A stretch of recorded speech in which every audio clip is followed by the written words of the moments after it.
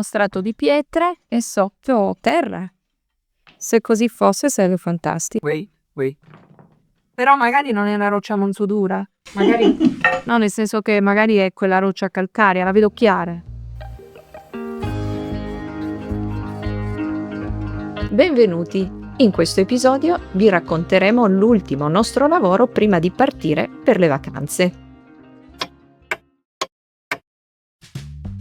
Per prima cosa abbiamo ispezionato il terreno, scavando per circa 30 cm di profondità.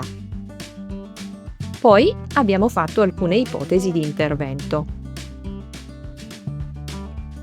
Si è deciso che in futuro useremo un sistema di tubi forati sotterranei per estrarre in modo naturale l'umidità presente tramite due prese d'aria, una in basso per ricevere l'aria, diciamo così, pulita, e l'altra sul tetto per evacuarla insieme all'umidità accumulata durante il percorso.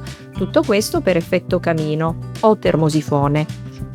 Sarà in pratica quello che si può dire un vespaio ventilato o un vespaglio, oppure si può anche chiamare un sistema di drenaggio alla francese.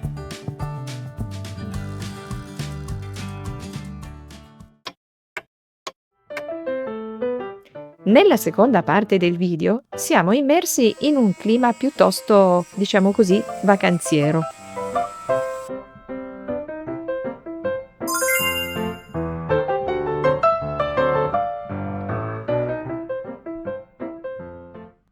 L'intonaco era fatto con della malta di calce unita a peli di capra.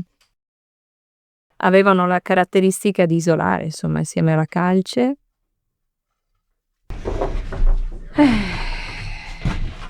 Dai ragazzi, si smamba.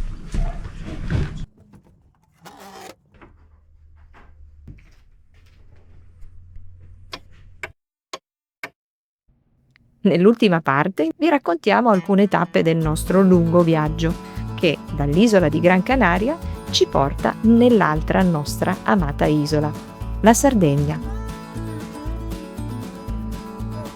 Colazione a pelas, spera qualcosa.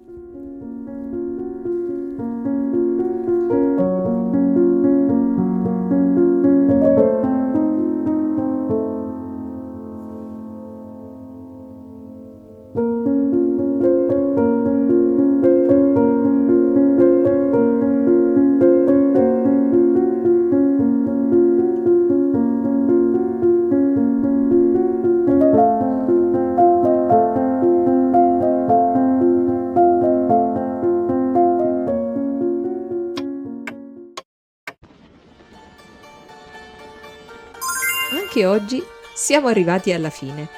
Ma prima di salutarci, volevamo avvisarvi che Casa Et Lavora andrà in vacanza. Ci riposiamo un poco, ma sarà solo una parentesi. Presto saremo di nuovo in cantiere e riprenderemo le nostre attività.